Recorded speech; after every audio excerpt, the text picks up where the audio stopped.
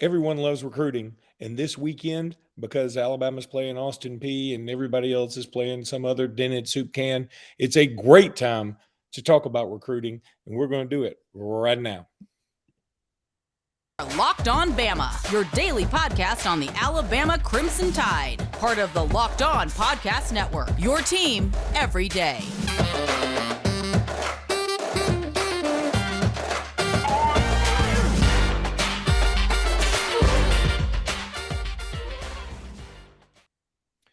Hey, everybody, and welcome back into Locked On Bama. Luke Robinson, that's me. Jimmy Stein, that's normally him. But today we got on threes, Joseph Hastings joining us because we wanted to talk a ton of recruiting. And Jimmy is still moving out of his, I guess, palatial estate because it's taken him about 4.5 months to get out of that place. Joseph, how you doing, buddy? I'm doing good, Luke. Yeah, Jimmy's got that move that he's got going on, and I'm happy I can fill in. I'm hoping that everything's going well on his end, and it has been taking a little bit of a long time, but he should be back to normal, back on schedule tomorrow. So look forward to seeing Jimmy again. Does it hurt your feelings at all that it's taking him like several weeks to move out of his house, and so he's being compensated like a king, and apparently you just get free hats at On Three? Is that right? It looks like. Honestly, it's not too bad. I've got 7 hats. I actually got this Alabama hat. Don't know if you can see it here. Boom. Pretty nice. I've got 2 hoodies too, 3 shirts. So I got a really nice care package here today. I'm not complaining about that. I dig it, man. I dig it. All right, let's talk a lot about recruiting. Look, the first one I want to talk about, and may not even have any Alabama connection at all, but I can tell you this: Alabama fans hope it does eventually. Caden Proctor from Iowa, the best offensive lineman in this class, most people believe, been committed to Iowa for some time. There was some smoke about him with Alabama. He visited Tuscaloosa, had a great time. But in the end, it felt like the allure of playing at home was just too much. But now, apparently, he's going to visit, or he just visited Oregon, and Oregon may be on the verge of flipping this cat. Will Oregon flip him? One, and number two, is Alabama still in this thing? Yeah, I believe Alabama's still in this one. They're staying in communication with Caden Proctor and his camp as to whether or not he'll get on campus for a visit remains to be seen. He took that official visit back in June. Alabama did end up making his top 2 alongside Iowa before he committed to the Hawkeyes. And you mentioned the allure of the program, staying in the state, representing Iowa, also playing with one of his former teammates, Xavier Nwankpa, a big-time safety in the 2022 cycle. All of those factors appealed to him, but obviously Iowa's season hasn't gone the way they expected it would. Really regressed compared to last year. And he took that visit to Oregon. There's been a prediction submitted in favor of the Ducks. I think it could get really interesting if Proctor ends up making it out, for the Iron Bowl later this month. But, it's kind of wait and see mode.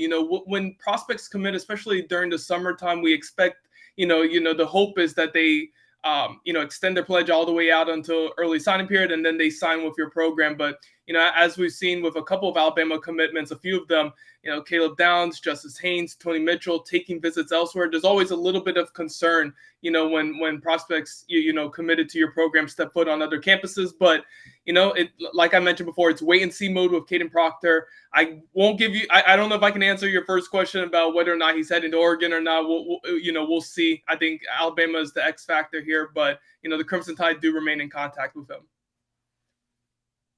All right, and so another visitor for the Iron Bowl apparently will be Kelby Collins out of Gardendale. Gardendale still in the 6A playoffs right now. Kelby Collins been committed to Florida for some time. I had reason to believe Alabama wasn't – it's not that they weren't super high on him, but it's not like they were fighting necessarily as hard for him as some other guys. So the commitment to Florida wasn't totally a surprise. But it seems like in the last several weeks, Alabama's really re-upped their commitment of Kelby Collins. Am I right about that, or am I off? Kelby Collins would have been a take for Alabama back on August 13th when he committed to the Florida Gators. That definitely wasn't out of the question there. As to whether or not, he was prioritized more than the other or someone else was prioritized more than him, it's kind of tough to gauge, especially with, contact restrictions and Kelby's somebody who's been on Alabama's campus a good number of times.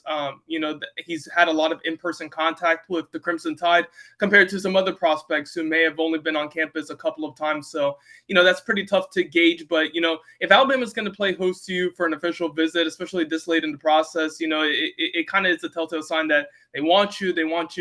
They're not just going to host anybody for official visits. So, Kelby taking this official visit, I think it's pretty interesting because he's always throwing out December as a potential, time period for when he'll take his official to Alabama. Then it got moved up to the Texas A&M game, and now it got pushed back to the Iron Bowl. So, while it is set, in stone right now, that's what he told me after visiting Florida last weekend.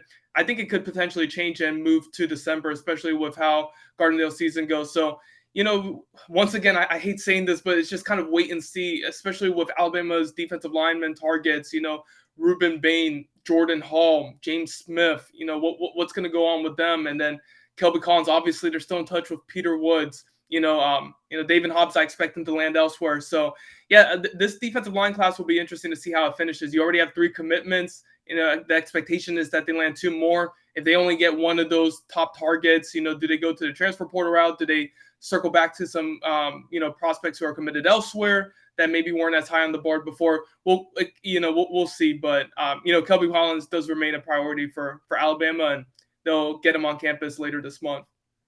Well, you bring up Peter Woods. Do you really feel like there's an opportunity for him to sign with Alabama? Not opportunity is the wrong word. I feel like Alabama would take his signature anytime, so he definitely has an opportunity. Do you think there's a chance he signs with Alabama is what I should say? I'd probably give it 15, maybe like 10 to 15%. Actually, that may be a little bit too high. Until he gets on campus, which we know he cannot do while committed to the Clemson Tigers because there are no visit policy, it's just going to be hard for me to envision a scenario in which he ends up in this class. Peter, he's in contact with Alabama, in contact with Freddie Roach. I spoke with his dad a couple of days ago. His dad told me that they haven't set up a visit to Tuscaloosa. I know he considered it for the Texas A&M game, but wanted to honor his verbal pledge to Clemson. Just unless he decommits and then takes an official visit to Alabama, which he hasn't yet, I can't see him in this class. So, definitely expect, someone like a Reuben Bain or Jordan Hall even, to have a higher likelihood of ending up in this class just because of where things stand with Clemson. Reuben Bain's a very interesting name, kid out of the Miami area. I know at least one Auburn beat writer has put in a crystal ball for Auburn here. But it feels like he's going to end up at Alabama or Miami to me. Yeah, honestly, Auburn is really in this one. And it kind of surprised me when we talked about it, just about the appeal to the Auburn Tigers, especially if he was to leave Miami. My initial thought during the summer was, okay, it's going to be to Alabama. He comes from a Central High program that has won the past 3 state championships, maybe going to win another one. He comes from a winning tradition. Alabama has prioritized him for the longest time. He got offered back in May 2021, so it's not like he was a late offer for the Crimson Tide. He's been on campus 3 times. Will be on campus for the Iron Bowl. So I thought it would be Alabama, but he really liked the atmosphere there at Auburn. I think the opportunity to potentially be a part of a rebuilding program and get them to the top instead of joining an established established dynasty, I should say. That may be appealing for him. So Auburn's definitely very much in this, and it's kind of going to depend on who they hire as their head coach. His pick is Lane Kiffin. Obviously there's some rumors going on there, some reports going on there between those 2 camps. So I definitely wouldn't roll out Auburn. I think they're right in the mix there. They're probably as high, maybe even higher than Alabama, at least before the firing of Brian Harsin. And then you look over at Louisville too. They're going to be getting him on campus for an official visit in December. They already got him on campus for 2 game day visits during the season. So Louisville is a program that I can't rule out right now just because of, obviously the top recruits that they've landed already in this cycle, DeAndre Moore, Reuben Owens. They're a program that's building together a really good 2023 class. So I think it's really mainly those 4. Florida State's kind of in it. Oklahoma, not so much, but Alabama's going to have a shot here to wow Reuben and kind of turn the tide, so to speak, later this month. All right, Joseph, got to tell everybody now about Underdog Fantasy. Look, I'm telling you, this is so much fun. This episode is brought to you by Underdog Fantasy, the easiest place to spice up college football season. I'm telling you, it's so easy to get started and it's so easy to play while you're watching your favorite team in action. It's a ton of fun. Like, you can take something like the LSU quarterback, Jaden Daniels, higher than 250 yards passing against UAB this weekend or whatever. You can take Bryce Young over under 225 yards against Austin P. Well, you say that's easy over. Well, I mean, will he play enough to actually get that over? So you might want to take the under. Whatever it is, that's all you do. It's easy to play. It's available in over 30 states. Just pick between 2 and 5 players across any team, not just your team, any team. It's like the old school parlay, and decide if they will finish higher or lower than the projected total. One of the easiest fantasy games to play out there, and you can win cold hard cash in a single game. Sign up with promo code Locked On. That's one word, and Underdog will double your first deposit up to $100. Deposit $100, get $100 free. Go to UnderdogFantasy.com or find the Underdog Fantasy app in the App Store or Google Play Store. That's Underdog Fantasy, promo code Locked On, one word. Get in on the college football pick'em action today, people. All right, Joseph, let's talk a little bit more about the Iron Bowl, some visitors that are coming, and do you think there will be any commitments shortly thereafter? Yeah, so in terms of the visitors who are coming, obviously the big ones are going to be James Smith and Qua Russaw. They're likely to be in attendance for that game. I know Ohio State was trying to get them on campus for an official visit. That's going to be a pivotal weekend for the Buckeyes because they're playing Michigan. They're also going to be hosting Jordan Hall for an official visit that weekend, but seems likely that James and Qua will be on campus then. Not expecting a commitment right after that because, they're obviously looking to take an official visit to Alabama next month and then one to Auburn in December as well. And you may be asking yourself, well, Joe, didn't they already take an official visit back in the summer? Yes, they did. But with a new head coach, you're allowed to take another official visit. So Auburn is another school that, even though the Tigers are having, not the greatest season, so to speak, at least compared to what Alabama's done, they remain in the mix for some of these top guys that Alabama's after as well along the defensive line and on the defensive side of the ball in general. You've got Tyler Scott, cornerback out of Georgia, is taking an official visit as well next weekend. Desmond Ricks, 5-star cornerback out of IMG Academy. He's going to be taking an unofficial visit this next weekend and then an official visit to Alabama next month. So you got some big-time targets getting on campus. We're going to have our full list probably around Thursday or Friday next week. Just, there's going to be some late cancellations, some late additions. So, but those are some of the top guys who are going to be in town. Couple commits who are going to be taking official visits like Jaleel Hurley and Tony Mitchell. It's going to be a big weekend for Alabama, possibly the biggest recruiting weekend until the early signing period of December 21st. So I don't expect any commitments. I know Arian Carter was initially supposed to take an official visit for the Iron Bowl weekend, but has pushed that to the second weekend of December. Don't know if he's going to be on campus, at Alabama next weekend. We'll see. He would have been one of those top ones. Jaron Hamilton, he's a wide receiver out of Gainesville, Florida. He's officially visiting next week and could potentially pop as well. He's someone who's trending toward Alabama. So, if we were to, speaking of underdog, if we were to do a plus minus on commitments and we were to set it at 1.5, I'd probably take the under, but who knows? You just never know who's going to show up late and, decide that Alabama wowed them enough to commit. All right, so you brought up James Smith and Qua Russaw, and I mean, you can't say one without the other, first of all. I mean, that's just the way it is, and it certainly appears they will go to the same school. They've been saying that from the start. The dynamic duo from Carver Montgomery, they very surprisingly, at least to me, went out in the first round of the HSA playoffs, but what that has done is give them plenty of time to focus on their futures. Do you believe they end up at Alabama? It's tough with them because, at least right now, I know they're not speaking too much. They were upset about how things transpired. Some, players on their teams couldn't play, because of things that had gone down a couple of games before. And, I know they felt that they had a team that was at least going to be past the first round, potentially winning a state championship. They felt they were good enough. So how much recruiting is taking the focus for them now because of that. Who knows? It remains to be seen. I think that's the thing about the recruiting process. They're human beings at the end of the day. They feel things after emotional losses or emotional wins, and have things going on in their personal lives. So, but as of right now, I would lean Alabama just because of honestly what's gone on with the other programs they're considering. Auburn fired their head coach. Florida, they got him on campus a couple of times. I think Florida could be in that top 3, but they weren't able to get them, back for their South Carolina game, a trip that Russaw and Smith had considered. Ohio State hasn't even gotten them on campus for an official visit yet.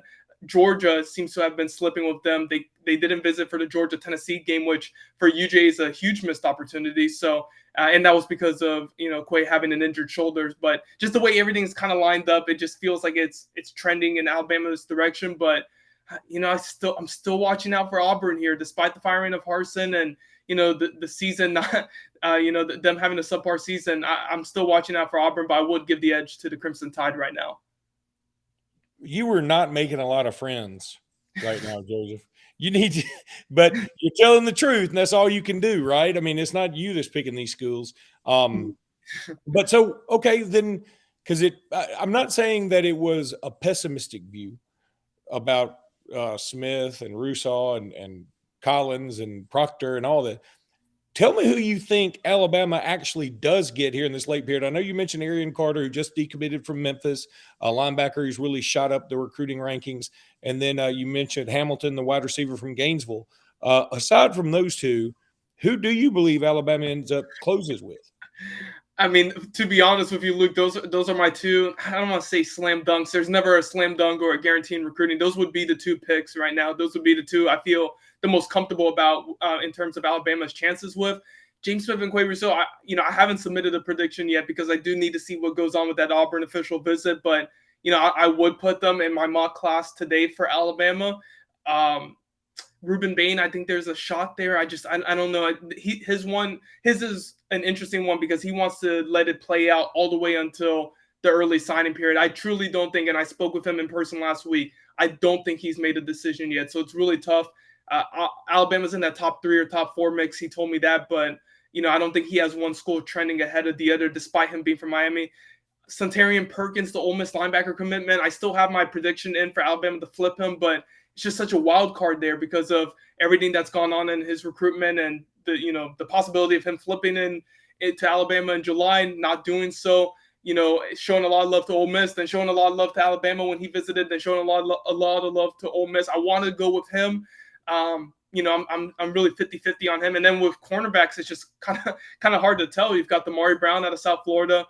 Miami appears to be trending with him, but Alabama made a strong impression last month. Desmond Ricks, yes, he looks to be trending to LSU, but Alabama's going to get 2 more visits before it's all said and done. Malik Muhammad, Texas cornerback commitment. He's going to be officially visiting next month. He reaffirmed that with me through text earlier today. So, yeah, it's just tough. There's no real guarantees, no real slam dunks for the most part. Alabama may end up extending another offer, maybe looking to the transfer portal for some of these to fill some of these positions. But yeah, it'd be Jaron Hamilton, Aaron Carter at the top, maybe James Smith, Qua Russaw right below that. Lawson Lucky's another one committed to Georgia, who I could see Alabama flipping. So I think we'll know more in a couple of weeks, Luke, to be honest with you. After the Iron Bowl weekend, I think we'll have a better idea. Joseph, let me tell everybody about Nugenics. This is one of our newer sponsors. When you get older, your body changes. Joseph, it ain't an issue for you because I think you're 21 years old. I'm, on the other hand, getting a dad bod. I'm almost getting a granddad bod. I'm feeling a little bit less like myself than I was back in the day. It's not my fault. It's not your fault if you're feeling the same way. As men age, our body naturally loses free testosterone, the man hormone, as people like to call it. That happens to every man and can make it more and more difficult to stay in shape and be and be eloquent and be energetic and active. That's because when you were younger, you were at the peak of your testosterone production, what some have called the winner's hormone or the man hormone. Wouldn't it be nice to get that winner's edge again and that old swagger back in your step? Well, that's where Nugenics comes in. Nugenics Total T contains man-boosting key ingredients like testosterone and has been validated in 5 clinical studies shown to boost free testosterone levels in men. Because Nugenix Total T boosts free testosterone that the aging process robs, you'll feel stronger, leaner, and with more energy and drive, and more passion too. Nugenix Total T is the number one selling testosterone booster at GNC. Nugenix Total T can help re-energize your life and help you get you back to the powerful, confident, good-looking warrior that we know you can be. Now get a complimentary bottle of Nugenix Total T when you text college to 231-231.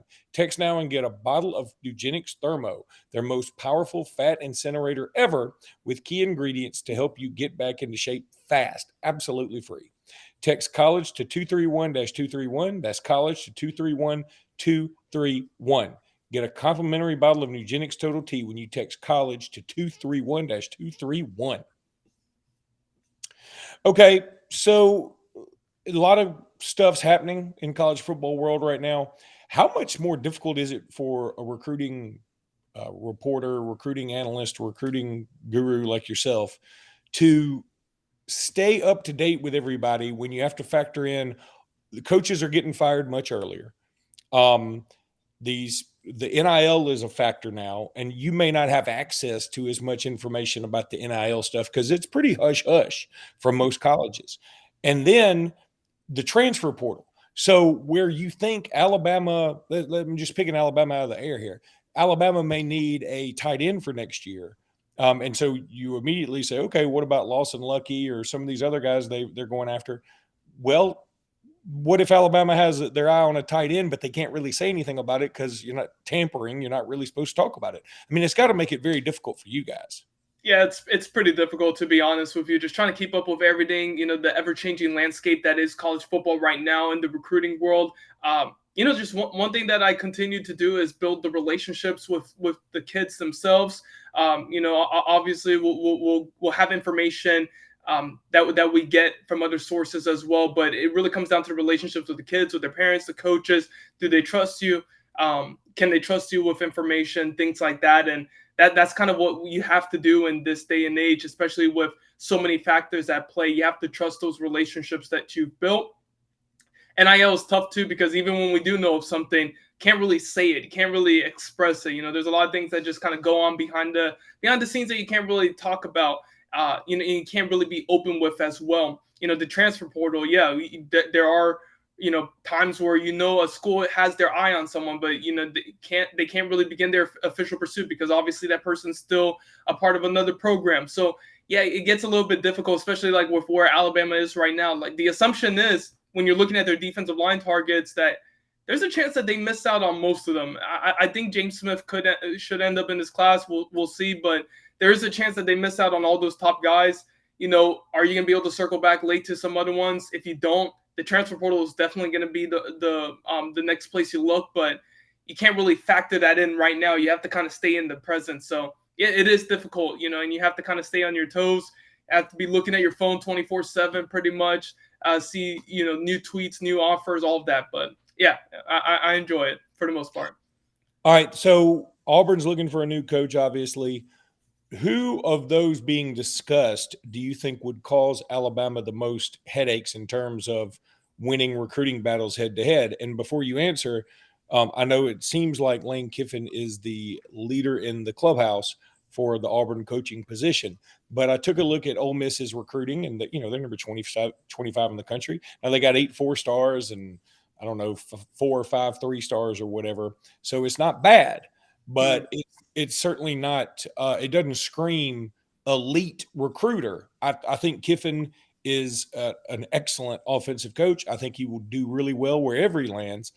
But I'm just wondering, would he be the guy that gives Alabama the most headaches in terms of winning some of these in-state and nearby recruiting wars?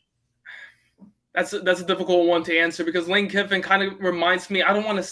It's not a direct comparison. They're two completely different people, but just in terms of the situations they're in, Dan Mullen, I kind of see a little bit of in terms of, having an offensive scheme that can kind of, overcome any deficiencies that you may have at a particular position or the other and really keep yourself competitive in an SEC that is dominated by an Alabama, an LSU, Georgia.